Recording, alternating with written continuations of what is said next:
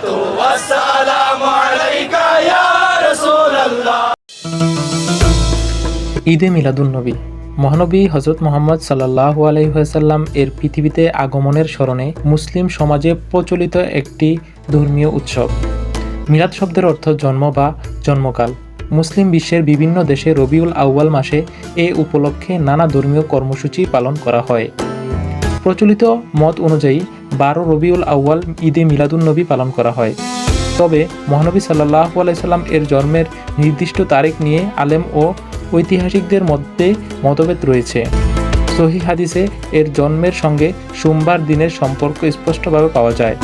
রাসূল সাল্লাল্লাহু আলাইহি ওয়াসাল্লাম বলেছেন, সোমবার তিনি জন্মগ্রহণ করেছেন এবং এই দিনেই তার উপর ওহী নাজিল হয়েছে। ঈদে মিলাদুন্নবী পালনের প্রচলন নিয়েও রয়েছে মতভেদ।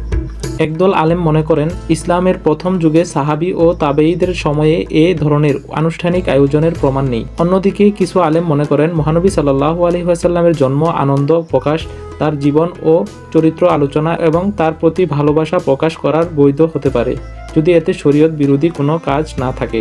তাই ঈদে মিলাদুন্নবী পালন করা জায়েজ কিনা তা নিয়ে মুসলিম আলেমদের মধ্যে দীর্ঘদিন ধরে মতপার্থক্য রয়েছে। তবে একটি বিষয়ে দ্বিমত নেই, মহানবী সাল্লাল্লাহু আলাইহি সাল্লাম এর জীবন, সুন্নাহ, ন্যায়বিচার, মানবিকতা ও শান্তি শিক্ষা অনুসরণ করা প্রত্যেক মুসলমানের জন্য অত্যন্ত গুরুত্বপূর্ণ। তিনি এমন এক সময়ে পৃথিবীতে আগমন করেন যখন আরব সমাজে ছিল নানা অনাচার ও বৈষম্য।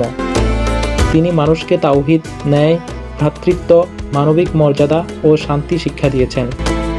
তাই মহানবী সাল্লাল্লাহু আলাইহি ওয়াসাল্লামের প্রতি ভালোবাসার অন্যতম গুরুত্বপূর্ণ প্রকাশ হলো তার আদর্শ জানা, তার সুন্নাহ অনুসরণ করা এবং নিজের জীবন ও সমাজে তার শিক্ষা বাস্তবায়ন করা। নিউজ 48।